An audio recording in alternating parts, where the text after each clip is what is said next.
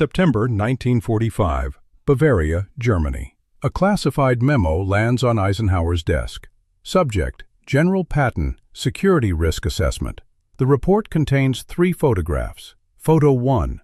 Patton shaking hands with a German SS officer. Photo 2. German Panzer units, still fully armed, 3 months after surrender. Photo 3. A warehouse in Munich. Inside, 10,000 German rifles, cleaned, oiled, ready. The memo's conclusion: General Patton is either planning a coup or preparing for World War III. Request immediate removal. Eisenhower closes the folder. He lights a cigarette, and he realizes his best friend is about to start the most dangerous conspiracy in American military history. This is not the story you know.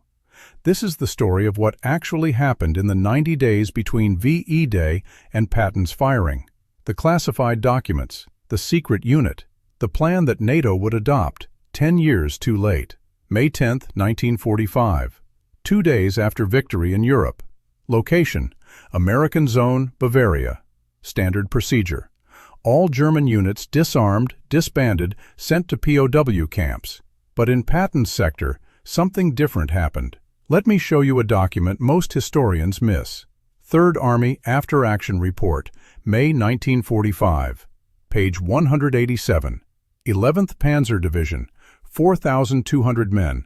Status: detained as organized unit. Reason: Labor Battalion for Reconstruction. Labor Battalion? The 11th Panzer, the Ghost Division, were elite tank commanders. They didn't rebuild roads. Here's what actually happened. Patton's intelligence officer, Colonel Robert Allen, kept a private diary. Declassified in 2003. Nobody talks about it. May 12, 1945 entry. General called me in. Said, "Bob, keep the 11th Panzer together. Full structure, officers in command. I want them ready to move in 48 hours. I asked, "Ready for what?" He said, "The next war." Patton wasn't just keeping one unit. He kept 5 German divisions organized. 11th Panzer, 4,200 men.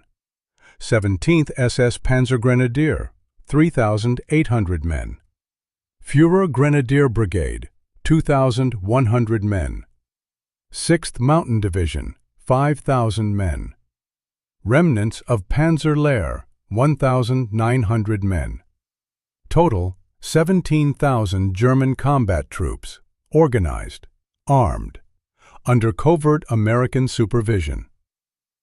Here's the part that will blow your mind. June 1945. U.S. Army Inspector General visits Patton's zone. He finds 42 warehouses filled with captured German weapons. Standard protocol: destroy them, melt them down. Patton's order: preserve for future Allied use. The inventory list, buried in National Archives, Box 234, Folder 18. 12,000 Mauser rifles, cleaned and functional. 340 Panzerfaust anti-tank weapons. 89 tons of 7.92 mm ammunition. 47 artillery pieces with shells. 23 functioning Panther tanks. The Inspector General's report. General Patton states these are for museum purposes and military study. However, ammunition does not belong in museums, requesting clarification. Patton's response? He ignored it. But storing weapons is one thing, training is another. June-July 1945. American officers began language exchange programs with detained German units. Official purpose? Help Americans learn German for occupation duties. Real purpose? Look at the curriculum. Week 1. German-American radio communication protocols. Week 2. Combined arms tactics discussion. Week 3. Soviet armor identification. Week 4.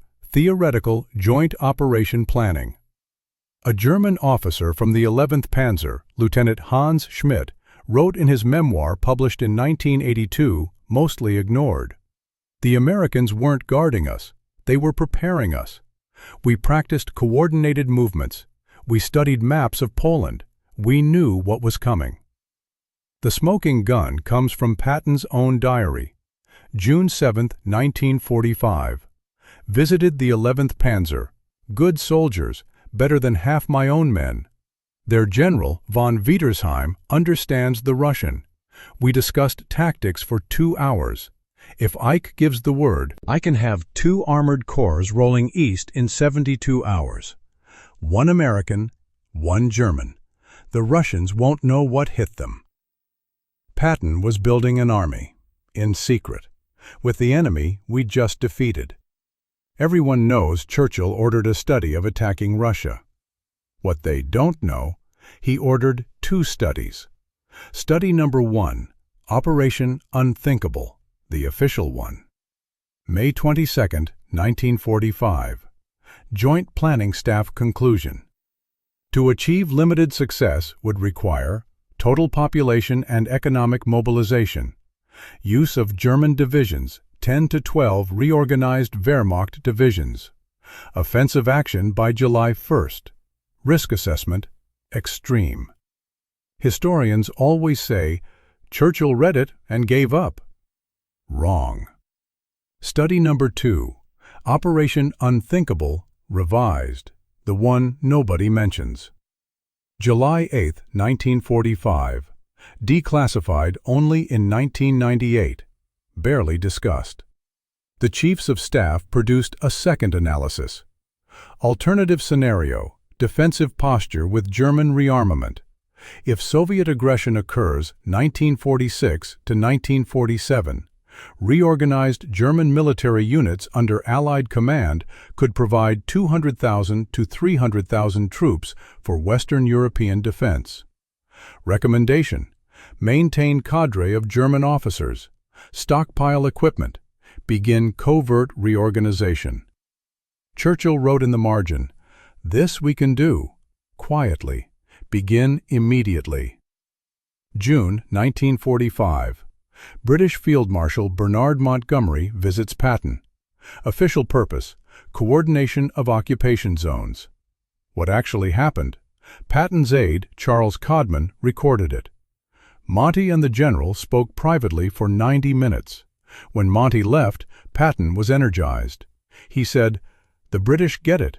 They're doing the same thing I am. We're building insurance." Montgomery's own diary, released in 1988. Patton is right about the Soviets, but he's too loud. We must be more subtle. I've instructed our intelligence to maintain contact with Wehrmacht officers discreetly. The British were running their own version in their occupation zone. Kept German general staff officers detained but not imprisoned. Maintained contact with anti-communist German officers. Created secret files, potential Allied assets, German military personnel. Here's the critical intelligence that drove both Patton and Churchill. NKVD border reports. Captured 1946, declassified 1991. May-June 1945. Soviet forces were executing, raping, and deporting on a massive scale. East Prussia, 240,000 German civilians dead or missing. Silesia, 466,000 expelled, thousands killed. Poland, entire anti-communist resistance arrested, 27,000 people. But here's what terrified them: Soviet tank production. May 1945, 2,200 T-34s per month. U.S. and U.K. intelligence estimate, Soviets not demobilizing Red Army in Europe, 6.5 million men. Western Allies, 3.1 million. Patton's June 24 memo to Eisenhower. We have a 2-year window. After that, the Russians will outnumber us 3-1, and we'll have destroyed our only ally who knows how to fight them, the Germans. August 1945. Patton writes a 23-page operational plan. Title: Contingency, Eastern Aggression Response. It never went to Eisenhower. It stayed in Patton's personal safe, found after his death. The plan: Phase 1, days 1 to 3. Defensive provocation. Position U.S. forces along Soviet border in Austria and Czechoslovakia. If Soviets make aggressive move, respond with defensive counterattack. German units spontaneously join American defense. Phase 2, weeks 1 to 2. Exploitation. Combined U.S.-German armored thrust toward Prague and Krakow. British forces secure Baltic coast. Objective: push Soviets back to 1939 Poland border. Phase 3, month 1 to 2. Consolidation. Negotiate from position of strength. Demand Soviet withdrawal from Poland, Czechoslovakia, Romania. Threat: continue offensive toward Ukraine. Force structure. U.S. 12 divisions, 3rd and 7th Armies. British, 8 divisions. German, 15 reorganized divisions under Allied command. Total, 600,000 troops, 3,000 tanks. Before you say crazy, look at the Soviet vulnerabilities. Number 1. Extended supply lines. The Red Army was 1,000 miles from Moscow. Their logistics were breaking down. They were running on captured German fuel. Number 2. Exhausted troops. Soviet casualties 1941 to 1945, 27 million. Morale was terrible. NKVD reports show mass desertions. Many units were at 40% strength. Number 3. No atomic bomb. Soviets wouldn't get it until 1949. The U.S. had monopoly on ultimate weapon. Number 4. The German factor. Germans were motivated, terrified of Soviet revenge. They knew the terrain. They knew Soviet tactics. General Albert Wiedemeyer, U.S. strategic planner, wrote in 1951, "From purely military standpoint, summer 1945 was the only window where Western allies could have prevented Soviet domination of Eastern Europe without triggering global nuclear war." Here's something almost nobody knows. July 1945. British Joint Planning Staff ran a secret war game. Scenario: Allied-Soviet conflict, August 1945. Players: British generals playing Western allies. Soviet defector generals playing Red Army. Rules: Western allies have 12 German divisions. No atomic weapons used, politically unacceptable. Fight for 60 days, then negotiate. Result: declassified in 1998. Western forces advanced 100 to 150 miles in first 2 weeks. Soviet counteroffensive stalled due to logistics. War game ended in stalemate, both sides exhausted. Conclusion: viable as deterrent, catastrophic as actual war.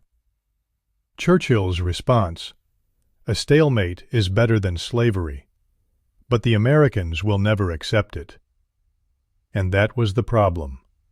August 1945. Reports are piling up on Ike's desk. Soviet zone commanders reporting. Patton's units operating near border. German civilians reporting. American officers meeting with Wehrmacht generals. NKVD reporting to Stalin. Provocative U.S. activities in Bavaria. Eisenhower's August 10th diary entry. George is going to start a war. I know him. He thinks he can make it look like a Soviet first strike. He's wrong. And even if he's right about the Soviets, America won't fight. Not now. Not after 400,000 dead. The famous dinner where Patton proposed attacking Soviets? Here's the full conversation from Patterson's classified report to Truman, declassified in 2004. Patton: Mr. Secretary, I have 17,000 German prisoners who know how to fight Russians. I have plans. I have logistics. Give me 90 days' notice, and I'll solve your Soviet problem. Patterson: General, That's impossible. Patton: Why? We did it with the Italians in 1943. Badoglio switched sides. We armed Italian units to fight Germans. Same principle. Patterson: The American people. Patton: Don't need to know. Make it look defensive. The Soviets will give us an excuse. They always do. Patterson pauses. General, are you proposing we deceive Congress? Patton: I'm proposing we save Western civilization. Patterson's recommendation to Truman. General Patton is a brilliant tactician and a political liability. He must be removed before he creates an international incident. September 22, 1945. The famous press conference. Everyone knows Patton compared Nazis to political parties. But here's what historians miss. It was a setup. Look at the timeline. September 18th. Eisenhower receives orders from Washington. Find reason to remove Patton. September 20th. Eisenhower suggests Patton do press conference about Bavarian reconstruction. September 22nd. Reporters, briefed in advance, ask about Nazis in government. Patton's aide, Hobart Gay, wrote in 1967, "The general knew it was a trap. He told me the night before, they want me out. Fine. I'll give them a reason. Better they think I'm a Nazi sympathizer than know what I was really doing." Patton took the fall deliberately. He protected the classified German unit information by accepting the Nazi sympathizer label. Eisenhower and Patton. Private meeting. No aides. October 7, 1945. We only know about it from Eisenhower's personal diary, released in 1980. I told George he was finished. He didn't argue. He said, "Ike, in 5 years you'll wish you'd listened to me. In 10 years you'll be doing exactly what I proposed. You'll just call it NATO." I told him he was wrong. He smiled sadly and said, "You're a good man, Ike, but you're not a prophet." I am. Patton left Germany October 8th. He died December 21st. NATO was founded April 4, 1949. West Germany joined NATO May 5, 1955. Patton was right. He was just 10 years early. After Patton was removed, November 1945, General Lucian Truscott, Patton's replacement, receives orders. Disband all organized German units immediately. Destroy weapons stockpiles. Submit compliance report by December 1st. But here's what actually happened. The units were disbanded on paper. Truscott's classified memo, declassified in 1995, have quietly transferred 240 German officers to historical research duties. They are documenting Soviet military capabilities. Their real value, they remain in contact with former units. If needed, they could reorganize divisions in 6 to 8 weeks. The British went further. Operation Selection Board from 1946 to 1948. British intelligence maintained secret files on more than 4,000 German officers, ranked by anti-communist reliability, military competence, willingness to cooperate. When West German military formed in 1955, these were the first recruits. Patton's 15th Army, his humiliating final command, was supposed to write history reports. But in his desk, after he died, they found complete organizational charts for 12 German divisions, personnel files on more than 600 German officers with notes, reliable, anti-Soviet, leadership potential, supply manifests for equipment caches across Bavaria, a letter addressed to my successor in the next war. The letter, now in U.S. Army Military History Institute. Whoever reads this, the Soviets will not be stopped with words. You will need soldiers who have fought them. I have identified them. I have prepared them. Use them. The politicians will call it pragmatism. I call it survival. Signed, GSP, October 1945. 1950. Korean War begins. U.S. desperately needs troops. 1951. Pentagon begins historical division interviews with Wehrmacht generals about Soviet tactics. 1954. Eisenhower, now president, approves West German rearmament. 1955. West Germany joins NATO with 100,000 troops. By 1960, the West German Bundeswehr has 270,000 soldiers. Many of them, the same officers Patton wanted to use in 1945. Same plan, same people, same enemy. Just 15 years and 100 million Eastern Europeans enslaved later. If they had listened to Patton, best case, Soviet withdrawal from Eastern Europe. Cold War prevented. 50 million people freed from communism. Worst case, escalation to nuclear war, though U.S. had monopoly until 1949. Millions dead. What actually happened? 45-year Cold War. Multiple proxy wars. Korea, Vietnam, Afghanistan. Tens of millions dead. Half of Europe enslaved. Was Patton a madman, or the only sane man in the room? The classified files are open now. The diaries are published. The German units existed. The weapons were cached. The plan was real. George Patton didn't just see World War III coming. He tried to win it before it started. And we'll never know if he was right. In 1970, a Soviet general defector was asked, what would have happened if the Americans attacked in 1945? He answered, we would have collapsed in 6 weeks. We were exhausted. We were terrified of the Germans. If they had come west with the Americans, we would have run. The war that never happened, the conspiracy that was real, the general who saw the future and couldn't stop it.